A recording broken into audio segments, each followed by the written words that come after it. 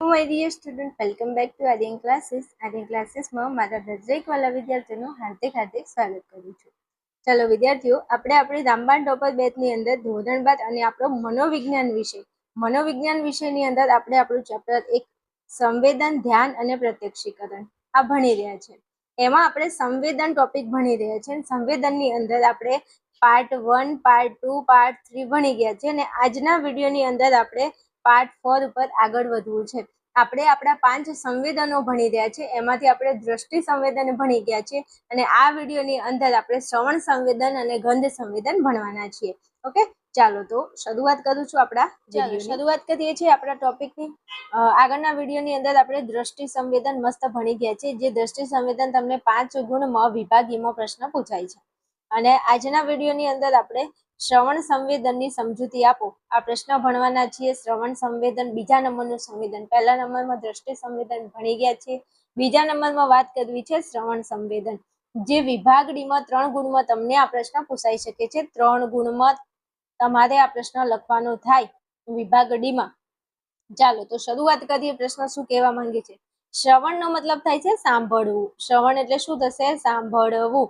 આપણે આ દુનિયાની અંદર આપણા ભગવાને આપણને સરસ મજાના કાન આપેલા છે અને આપણે આપણા કાન દ્વારા દુનિયામાં રહેલ દરેક વસ્તુ, વ્યક્તિનો અવાજ આપણે સાંભળી શકીએ છીએ. તો જ્યારે તમને વિભાગ ડીમાં પ્રશ્ન લખવાનો થાય તો તમે કેવી રીતે લખશો? તો સૌથી જ પહેલા આપણે વાત કરીએ કે બહારના જગત સાથે જીવંત સંપર્ક માટે શ્રવણ સંવેદનની જરૂર પડે છે. ભાઈ, બહારનું જગત, આ બહારની જે દુનિયા છે તેની સાથે તમારે જીવંત એટલે જીવતો સંપર્ક રાખવો હોય. તમારે નહીં કહેતા કે એ આપણા ટચમાં છે, તો તમારે આ જીવનની અંદર આજુબાજુમાં શું થઈ રહ્યું છે, શું નથી થઈ રહ્યું. જેને કાન નથી, જે લોકો બહેરા છે ને, એમને પૂછજો કેટલું કાઠું પડતું હશે. પણ ભગવાને આપણને આપણા શરીરમાં એવી સરસ મજાની રચના બનાવી છે, કાન આપેલા છે આપણને. આ કાન દ્વારા બહારના જગત સાથે આપણે જીવંત સંપર્ક રાખી શકીએ છીએ. આ જીવંત સંપર્ક રાખવા માટે શ્રવણ સંવેદનની જરૂર પડે છે. આ જીવનમાં શું થઈ રહ્યું છે એની જાણકારી રાખવા માટે આપણને શ્રવણ સંવેદનની જરૂર પડે છે, સાંભળવાની જરૂર પડે છે કે આ દુનિયામાં શું થઈ રહ્યું છે. તો યાદ રાખશો, પહેલા નંબરની લાઈન છે સરસ મજાની કે બહારના જગત સાથેના, આ બહારની જે દુનિયા છે તેની સાથેના જીવંત સંપર્ક માટે શું થઈ રહ્યું છે આ દુનિયામાં, એના સંપર્ક માટે શ્રવણ સંવેદનની જરૂર પડે છે. શ્રવણ સંવેદન અવાજની દિશા પારખવામાં, અવાજનું અંતર ઓળખવામાં અને આંદોલનોનું સ્વરૂપ જાણવા માટે ઉપયોગી છે. મસ્ત વાત કરી છે, સાંભળજો. આપણે વાત કરીએ ને કે શ્રવણ સંવેદન આપણે સાંભળીએ છીએ. અવાજનું આપણને જે સંવેદન થાય છે એના લીધે આપણે અવાજની દિશા પારખી શકીએ છીએ.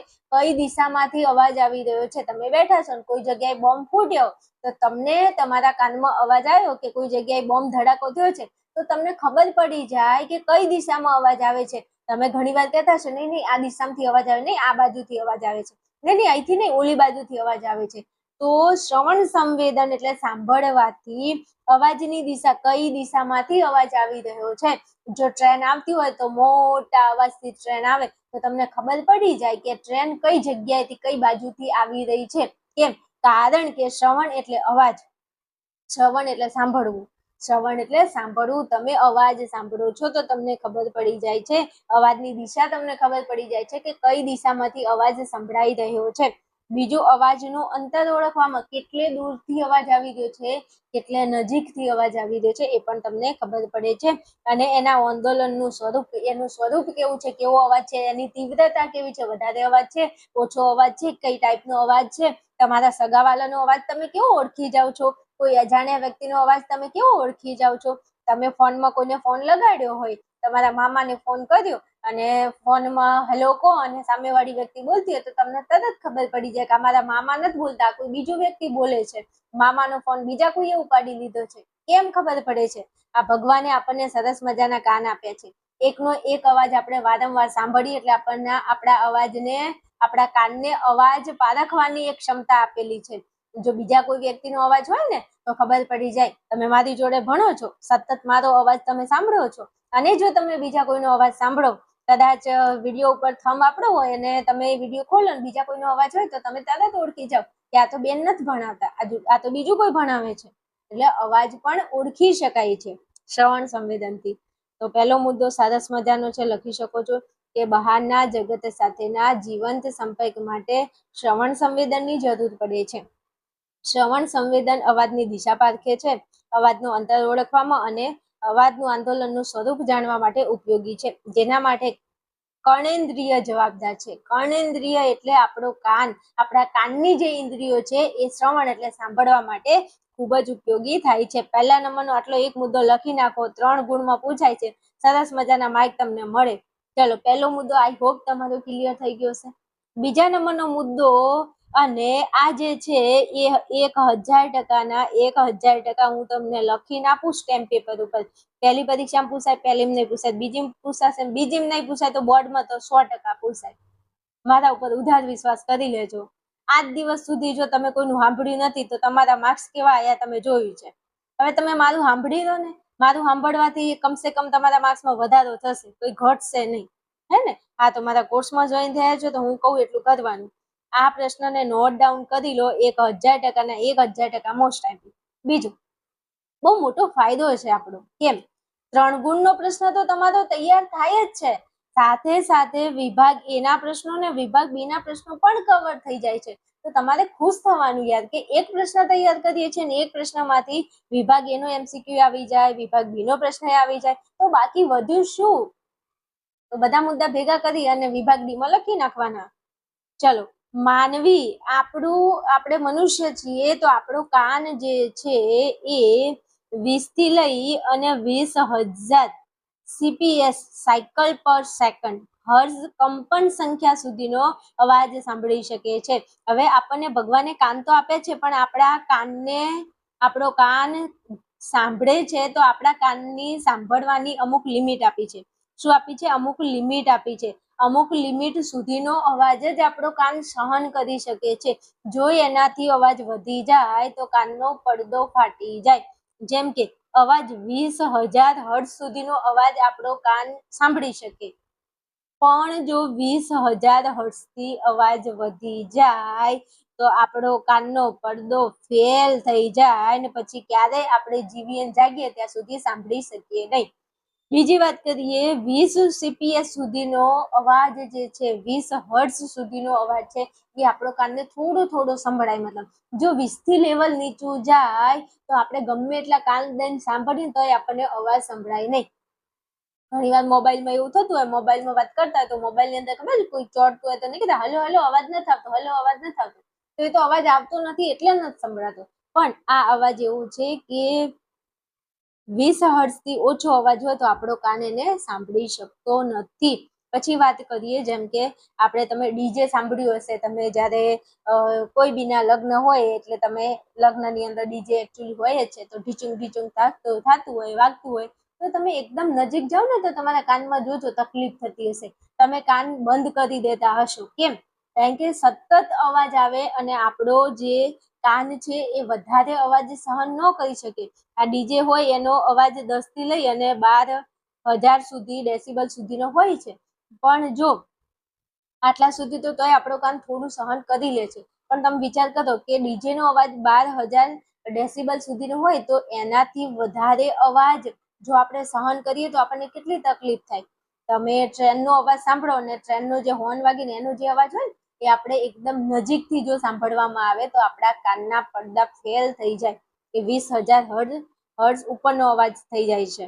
એટલે એક લિમિટ આપી છે આપણા કાનની કે આપણો કાન 20 થી ઓછું અને 20,000 થી વધારે આ આપણો કાન સાંભળી શકતો નથી. 20 થી લઈ અને 20,000 આ બંને વચ્ચેનો જે અવાજ છે એ આપણો કાન સાંભળી શકે છે, સહન કરી શકે છે. જો 20,000 હર્ટ્ઝથી વધારે અવાજ હોય તો આપણો કાન સહન ન કરી શકે, કાનના પડદા તૂટી જાય. જો 20 ડેસિબલથી ઓછો હોય તો પણ આપણો કાન સાંભળી શકતો નથી. આ મોસ્ટ IMP ક્વેશ્ચન છે. વિભાગ એ માં 8મા નંબરના MCQમાં પૂછેલો છે કે માનવી કેટલી કંપન સંખ્યા સુધીનો અવાજ સાંભળી શકે છે? માનના શ્રવણ સંવેદનની સીમા જણાવો. તો આપણી સીમા કેટલી છે? કેટલી સીમા છે? 20 થી લઈ અને 20,000 હર્ટ્ઝ સુધીની સીમા સુધીનો અવાજ આપણો કાન સાંભળી શકે છે. વિભાગ એ માં MCQ માં 8મા નંબરનો MCQ છે અને વિભાગ બી માં 7મા નંબરનો પ્રશ્ન છે મારા વાલા. વિભાગ બી માં 7મા નંબરનો પ્રશ્ન છે કે મનુષ્યના અવાજની સીમા મનુષ્યના કાનના સાંભળવાની સીમા જણાવો. તો લખવાનું છે માનવી 20 થી લઈ અને 20,000 CPS હર્ટ્ઝ સુધીની સંખ્યા સુધીનો અવાજ સાંભળી શકે છે. ઓકે, હવે મારે તમને કહેવું પડશે, જો આ એક મુદ્દો તૈયાર કરો, આ બીજો મુદ્દો તૈયાર કરો.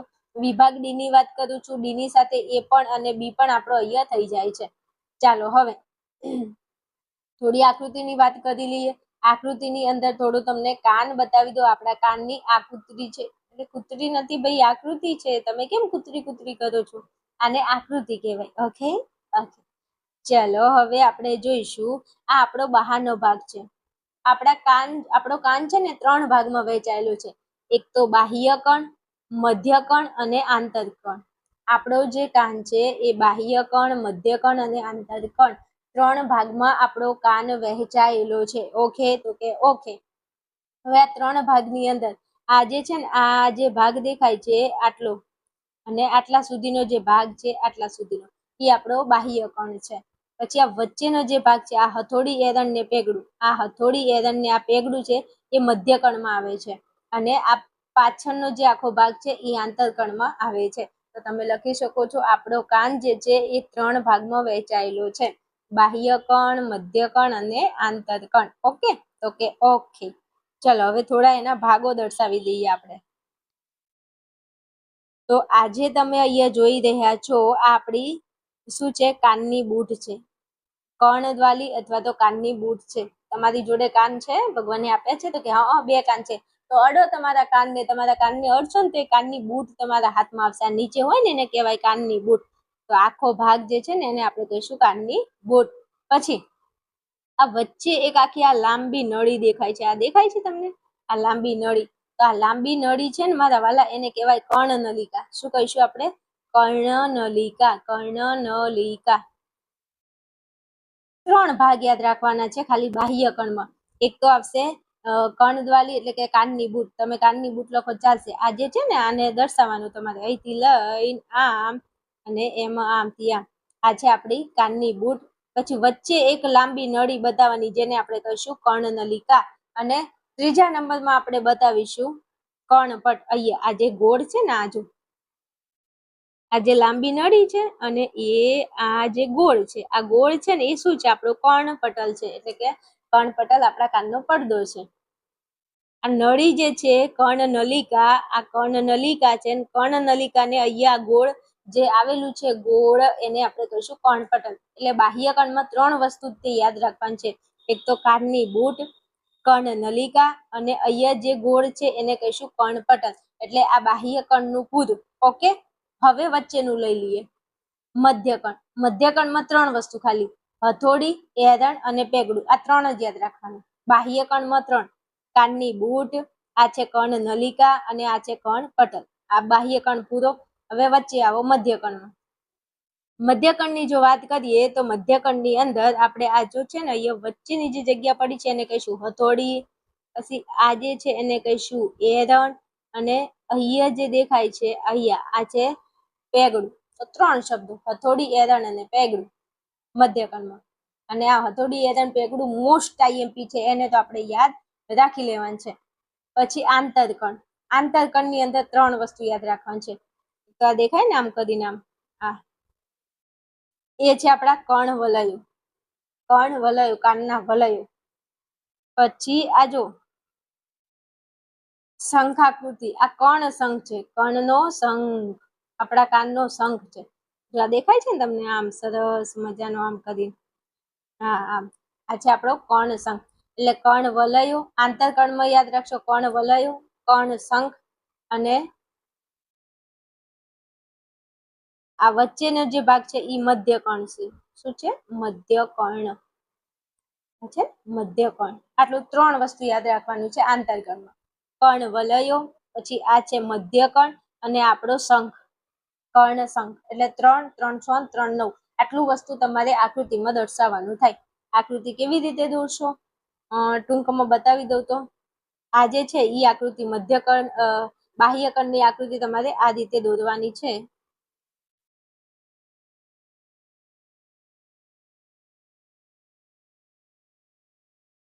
આટલા સુધીની આ છે આકૃતિ, એ મેં તમને અહીંયા દોરીને બતાવી. આવી રીતે તમારે બતાવવાની છે. અહીંયા બતાવી દો કાનની બૂટ, કાનની બૂટ. આ છે કર્ણનલિકા, કર્ણનલિકા, અને આ છે કર્ણપટ, કર્ણપટ. પૂરું. આટલું પહેલા આટલી સરસ મજાની આ રીતે દર્શાવી દો. અહીંયા ફરીથી ઉપરથી આમ લેવું હોય તો લઈ શકો છો. લો, આ થઈ ગયું.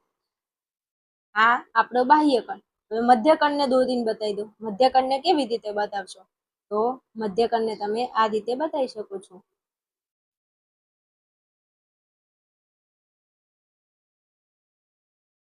આ આપણો મધ્યકર્ણ થઈ જાય.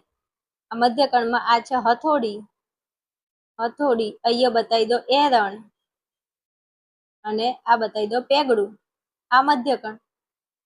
પેલા બાહ્યકર્ણ મસ્ત દોરી દેવાનો, પછી હથોડી, એરણ અને પેગડું. મધ્યકર્ણ બતાવી દો, અને છેલ્લે શું બતાવશો? છેલ્લે આપણે આંતરકર્ણને બતાવી દઈશું. આંતરકર્ણ કેવી રીતે દોરશો? અહીંથી લઈ લેવાનું આમ કરીને, આમ બે રીતે, અને સરસ મજાનો આ શંખ. આ આપણા કર્ણ વલયો. આજે આ ગોળ દેખાય છે એને તમારે લખવાનું કર્ણ વલયો. અહીંયા વચ્ચે લખવાનું મધ્યકર્ણ, અને આજે છે શંખ જેવો ભાગ એ લખી દેવાનો કર્ણ શંખ.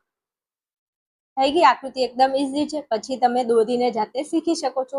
મેં એકદમ ઈઝી વેમાં તમે આકૃતિ કેવી રીતે બનાવી શકો છો મેં તમને દોરીને સમજાવી દીધી છે. ઓકે. અને હા, હવે આકૃતિ આવે છે એટલે મારે દ્રષ્ટિહીન વિદ્યાર્થીઓને કહેવું પડે, કારણ કે આપણા કોર્સમાં દ્રષ્ટિહીન વિદ્યાર્થીઓ વધારે છે. તો ભાઈ, દ્રષ્ટિહીન વિદ્યાર્થીઓ જે છે, તો તમને આકૃતિવાળા જે પ્રશ્નો હોય એ તમને નથી પૂછાતા, એટલે તમારે આકૃતિ દોરવાની થતી નથી. એટલે તમને ખાલી સમજૂતી જ પૂછાય, એટલે તમારે આકૃતિ દોરવાની નહીં થાય. એટલે જે જગ્યાએ હું આકૃતિ સમજાવું, તમારે એવું યાદ રાખી લેવાનું કે બેન આકૃતિ સમજાવે છે, તે આકૃતિ અમારે દોરવાની થતી નથી. તો તમને એના અથવામાં પ્રશ્નો પૂછાય, અને એ પ્રશ્ન સમજૂતીવાળા હોય છે. હવે તત્વજ્ઞાનની વાત કરીએ તો તત્વજ્ઞાનની અંદર હું તમને એક સ્પેશિયલ વિડીયો બનાવીને આપી દઈશ કે તમારે એમાંથી શું તૈયાર કરવું, શું ના કરવું. મનોવિજ્ઞાનમાં એટલી બધી આકૃતિઓ નથી આવતી, એટલે મનોવિજ્ઞાનમાં તમારે જે પ્રશ્નો છે બધા તૈયાર કરવાના છે. પણ તત્વજ્ઞાનમાં આપણા સત્યતા કોષ્ટકને આવે છે, એટલે હું તમને કહી દઈશ કે આ ટોપિક તમારે નથી કરવાના. ઓકે, ચલો આગળ વધીએ. અમે તમને સરસ મજાની આકૃતિ સમજાવી દીધી છે. હવે આપણે જોઈ લઈએ શ્રવણ સંવેદનમાં તમારે 3 ગુણમાં લખવાનું થાય તો તમે શું લખશો? તો 3 ભાગ લખી દો એટલે વાત થાય પૂરી. 3 ગુણ રોકડા તમને મળી જાય. શ્રવણ સંવેદન માટે આવશ્યક માનવીના કાનની રચનાને 3 ભાગમાં વહેંચી શકાય. લખવાનું કે શ્રવણ સંવેદન માટે આવશ્યક માનવીના કાનની રચનાને, મનુષ્યના કાનની જે રચના છે એને 3 વિભાગમાં શું કરી શકાય છે? તો કે વહેંચી શકાય છે. 1 નંબરમાં બાહ્યકર્ણ. 1 નંબરમાં બાહ્યકર્ણ આપણે હમણાં ભણી ગયા કે આપણા કાનની અંદર 3 ભાગો છે. પહેલા નંબરમાં બાહ્યકર્ણ. તો બાહ્યકર્ણમાં આપણે શું જોયું? 3 વસ્તુ. બાહ્યકર્ણમાં કાનની બૂટ, કર્ણનલિકા અને કર્ણપટનો સમાવેશ થાય છે. જેવું આપણે આકૃતિ, જો તમારે આકૃતિવાળા પ્રશ્નો આવે ને તો વધારે આકૃતિ ઉપર ફોકસ કરવાનું, કારણ કે આકૃતિ ઉપરથી આપણે લખવાનું છે. તો બાહ્યકર્ણમાં આપણે 3 વસ્તુ ભણ્યા. બાહ્યકર્ણમાં એક તો કાનની બૂટ, બીજા નંબરમાં કર્ણનલિકા, અને ત્રીજા નંબરમાં કર્ણપટનો સમાવેશ થાય છે. જેનો સમાવેશ થતો તો એ લખી દેવાનું છે. આકૃતિ છે જો, કાનની બૂટ, કર્ણનલિકા અને કર્ણપટ. આ 3 વસ્તુ બાહ્યકર્ણમાં આવે છે. 3 વસ્તુ લખી નાખો, વાત પૂરી. હવે મધ્યકર્ણની વાત કરીએ તો મધ્યકર્ણની અંદર ભાઈ અહીંયા તમે જોઈ શકો છો, મધ્યકર્ણમાં આ હથોડી, એરણ અને પેગડું, આ 3 વસ્તુ યાદ રાખવાની છે કે મધ્યકર્ણમાં કયા 3 અસ્થિ આવેલા છે. અસ્થિ એટલે હાડકા. મધ્યકર્ણમાં હથોડી, એરણ અને પેગડાનો સમાવેશ થાય છે. મધ્યકર્ણમાં હથોડી, એરણ અને પેગડાનો સમાવેશ થાય છે. હવે મસ્ત અહીંયા વાત કરી છે જો મારા વાલા, વિભાગ એ માં 8મા નંબરનો પ્રશ્ન અને વિભાગ બી માં 6ઠા નંબરનો પ્રશ્ન, મોસ્ટ આઈએમપી 3 ગુણનો પ્રશ્ન તો તમારો તૈયાર થાય છે. સાથે સાથે વિભાગ એ અને વિભાગ બી ના પ્રશ્નો પણ અહીંથી કવર થાય છે. આગળ હમણાં આપણે કાનમાં ભણી ગયા કે 20,000 થી 20 થી લઈ અને 20,000 હર્ટ્ઝ સુધીનો અવાજ સાંભળી શકાય. તો એ વિભાગ એમાંય પ્રશ્ન છે અને બીમાંય છે. હવે અહીંયા બીજો પ્રશ્ન આવ્યો, જેમાં હથોડી, એરણ અને પેગડું. તો હથોડી, એરણ અને પેગડું વિભાગ એમાંય MCQ માં પૂછાય અને વિભાગ બી માં 6ઠા નંબરનો પ્રશ્ન પૂછાય. તો છે ને મજાની વાત.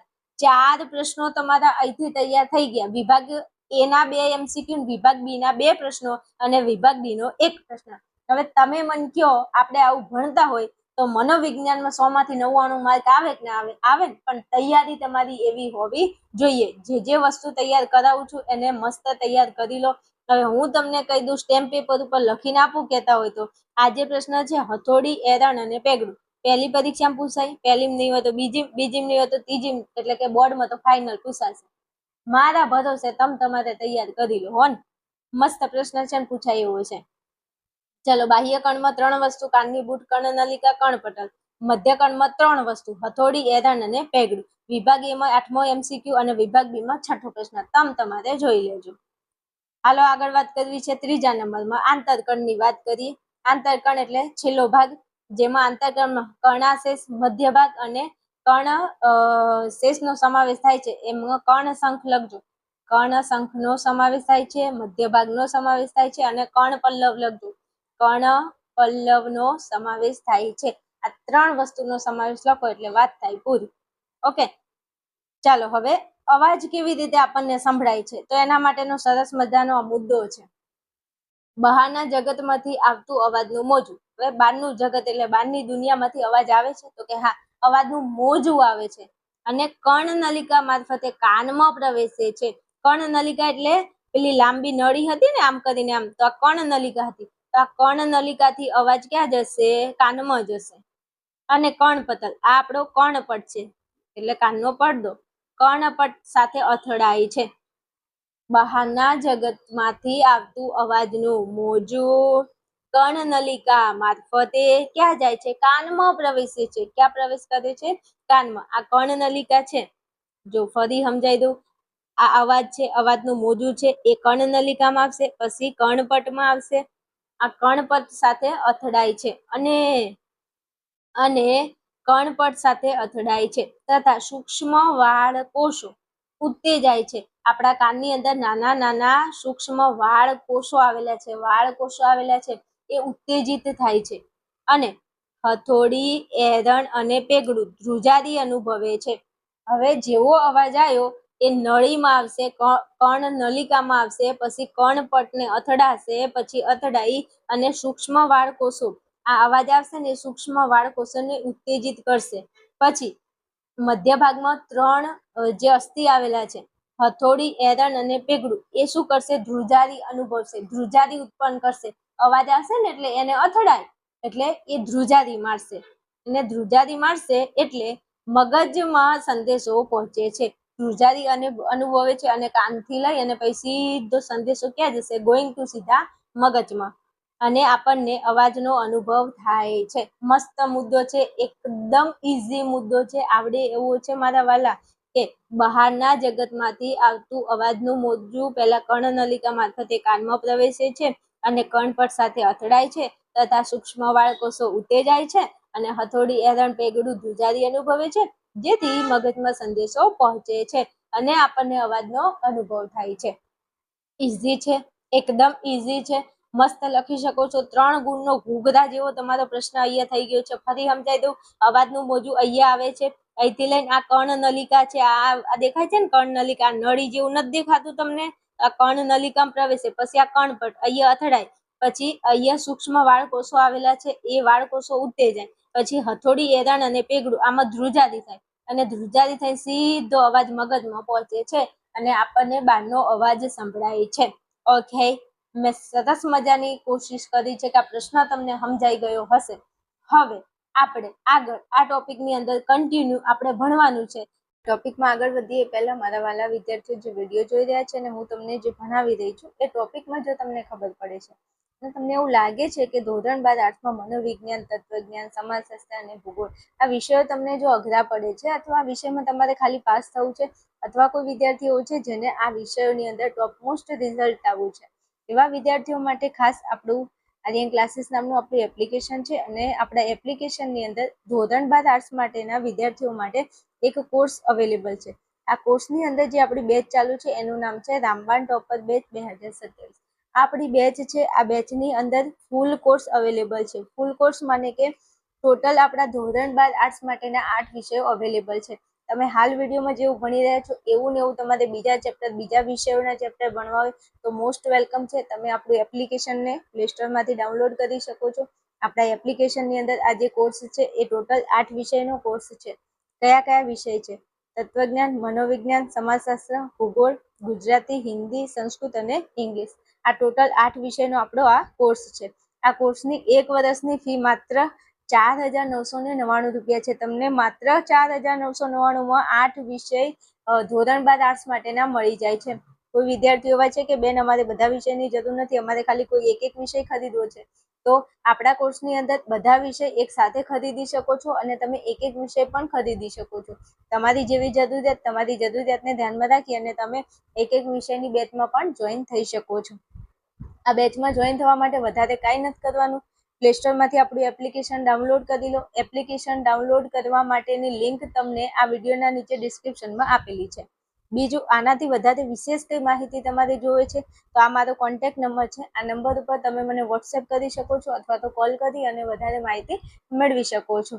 ચલો, હવે વધારે વાત નથી કરવી, ટોપિકમાં આપણે આગળ વધીએ છીએ અને આગળ જોઈએ તો ગંધ સંવેદન. તો આપણું ત્રીજા નંબરનું આપણું સંવેદન છે જેનું નામ છે ગંધ સંવેદન, જે આપણને 5 ગુણની અંદર વિભાગ ઈ માં પૂછાઈ શકે છે. જો આજ દિવસ સુધી ક્યારે આ પૂછાયું નથી. ઓકે, તો કે રેડી.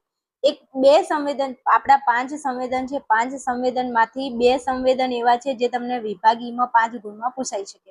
એક છે દ્રષ્ટિ સંવેદન અને બીજું છે ગંધ સંવેદન. હવે દ્રષ્ટિ સંવેદન તો મેં તમને મસ્ત ભણાવી દીધું છે અને ગંધ સંવેદન પણ તમને મસ્ત ભણાવું છું. એટલે એકદમ ઈઝી લેવલથી ભણાવું છું. એટલે તમે બંને સંવેદન તૈયાર કરી લો. આ બંનેમાંથી વિભાગ ઈ માં 5 ગુણમાં ગમે તે સંવેદન પૂછી શકે છે. ઓકે, ચાલો હવે ગંધ સંવેદન. ગંધ એટલે મારે કહેવું પડશે કે ગંધ, સુગંધ કોને કહેવાય, દુર્ગંધ કોને કહેવાય? બસ, તો ગંધની વાત કરીએ તો બાહ્ય જગતમાંથી આવતી રાસાયણિક હવા નાકની અંદરની 2 સાંકડી નળીઓ દ્વારા નાકની અંદર જાય છે અને ત્યાં અંદર રહેલા ઘ્રાણેન્દ્રિય કોષો ઉત્તેજિત થાય છે અને મગજ સુધી સંદેશો પહોંચે છે અને આપણને સુગંધ કે દુર્ગંધનો અનુભવ થાય છે. મસ્ત વાત કરી છે તમે. આપણે આ જગતમાં રહીએ છીએ તો આ જગતની અંદર એવી તો કેટલી ગંધો છે. શું છે? એવી ઘણી બધી ગંધ છે.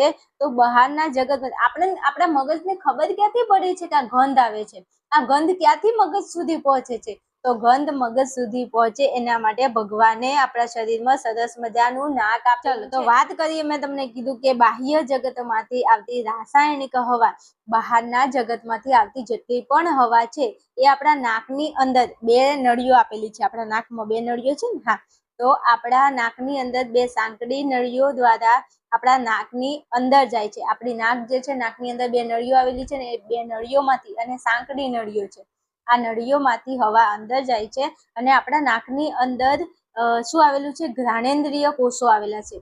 શું આવેલું છે? ઘ્રાણેન્દ્રિય કોષો આવેલા છે. જે કોષો, આ હવા જ્યારે અંદર જાય ત્યારે કોષો ઉત્તેજિત થાય છે અને મગજમાં સંદેશો પહોંચાડે છે અને આપણને સુગંધ કે દુર્ગંધનો અનુભવ થાય છે. આપણા નાક દ્વારા જે ગંધ અંદર જાય છે, જે હવા અંદર જાય છે, એ હવા જ્યારે મગજ સુધી પહોંચે છે ત્યારે મગજને ખબર પડે છે કે આ સુગંધ છે કે આ દુર્ગંધ છે. એકદમ ઈઝી માનો, ઈઝી આ ફકરો છે. 5 ગુણમાં પૂછાય છે. પ્લીઝ મારા વાલા પ્રશ્નને તૈયાર કરવાનો છે. સૌથી પહેલા લખશો કે બહારના જગતમાંથી, બહારથી આવતી જેટલી પણ હવા છે એ આપણા નાકની અંદર 2 સાંકડી નળીઓ છે એના દ્વારા નાકની અંદર જાય છે. નાકની અંદર ઘ્રાણેન્દ્રિય કોષો આવેલા છે. એ કોષો ઉત્તેજિત થાય છે અને મગજમાં સંદેશો પહોંચે છે અને આપણા મગજને ખબર પડે છે કે આ સુગંધ છે કે આ દુર્ગંધ છે. આનો અનુભવ આપણા મગજને થાય છે. તો પહેલો ફકરો એકદમ ઈઝી છે, તૈયાર કરી લો.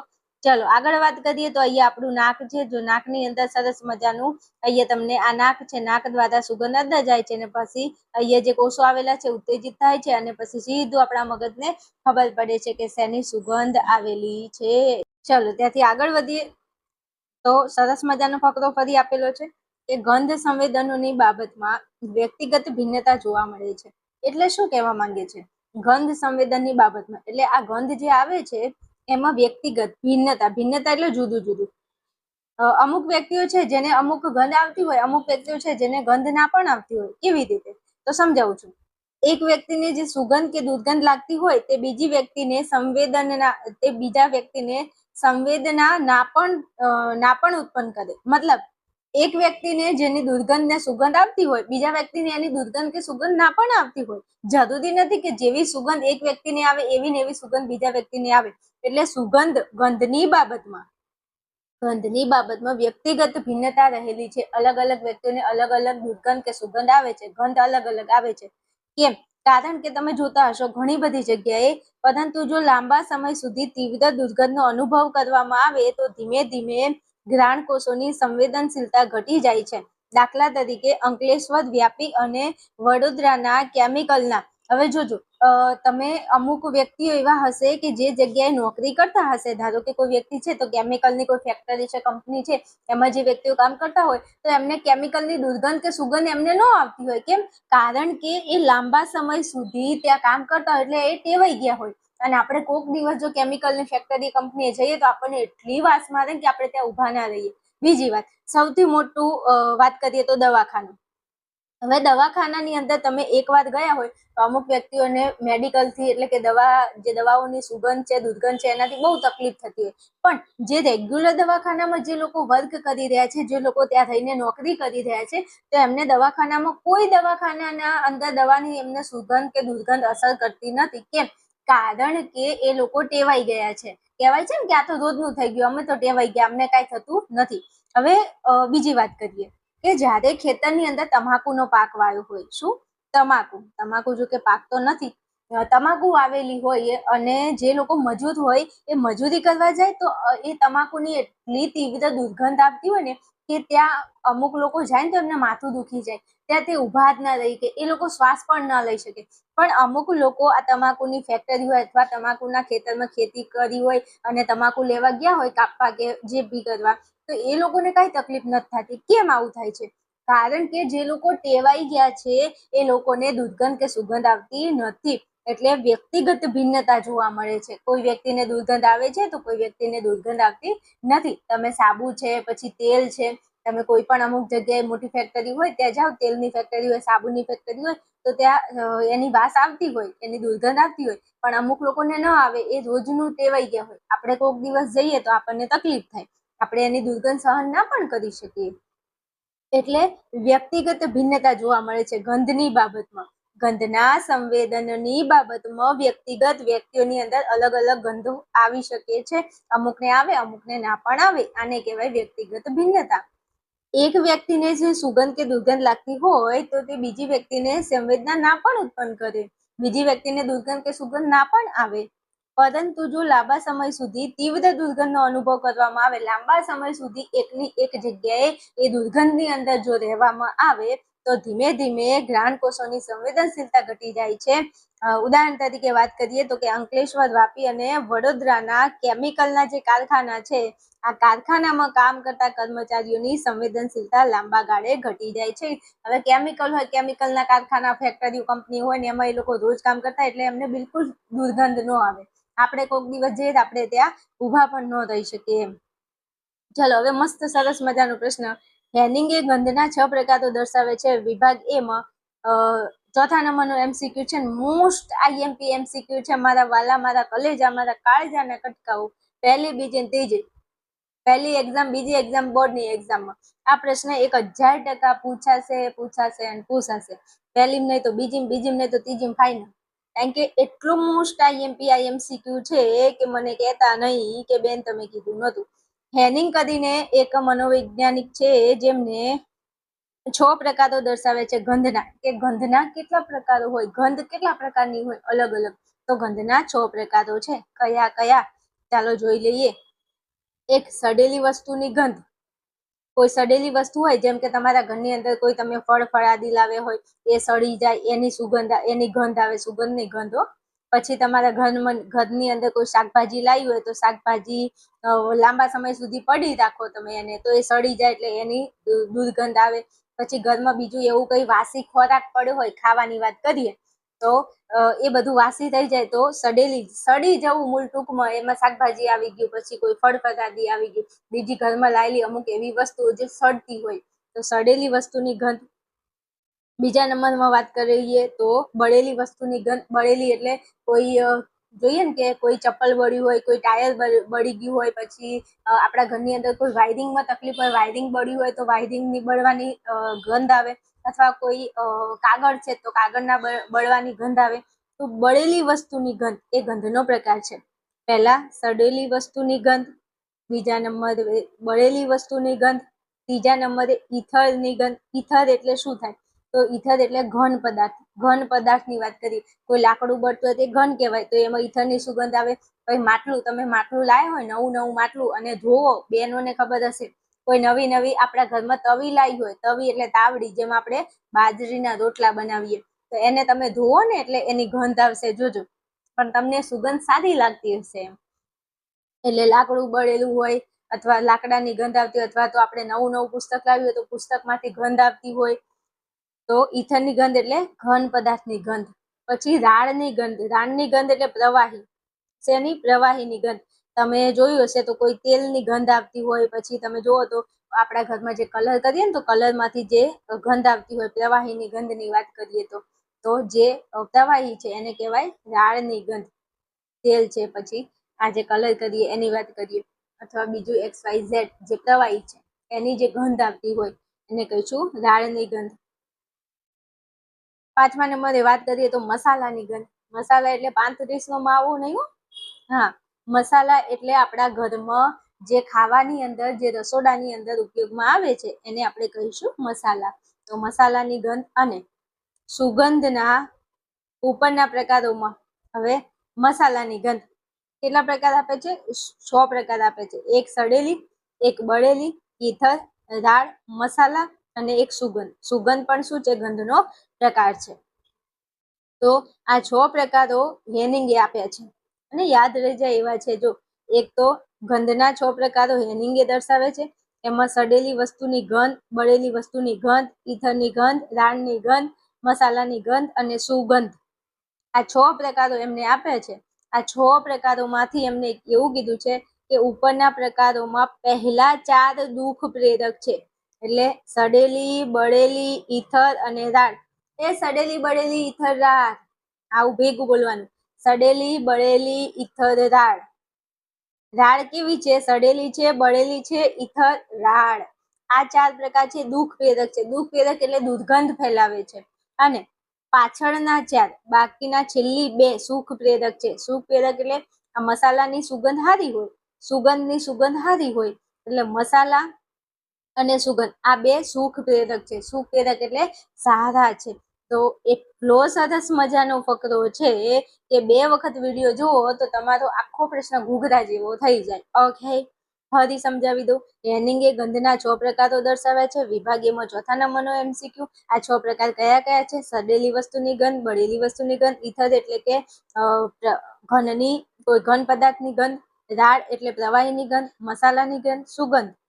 ઉપરની જે 4 છે એ દુઃખ પ્રેરક છે, જ્યારે છેલ્લી 2 છે એ સુખ પ્રેરક છે. તો આખો મુદ્દો ક્લિયર? તો કે ક્લિયર. આગળ આપણે મસ્ત ભણી ગયા. આમાંય આપણે મસ્ત વાત કરી દીધી કે ગંધની બાબતની અંદર વ્યક્તિઓની અંદર ભિન્નતા જોવા મળે છે. અમુક વ્યક્તિની સુગંધ દુર્ગંધ આવે, અમુક વ્યક્તિઓની ના આવે.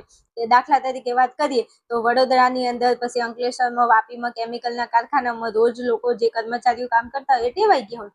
આ એક મુદ્દો તૈયાર થઈ જાય, આ મુદ્દો તૈયાર થઈ જાય. 5 ગુણનો પ્રશ્ન તૈયાર થાય છે તમારો અહીંયા.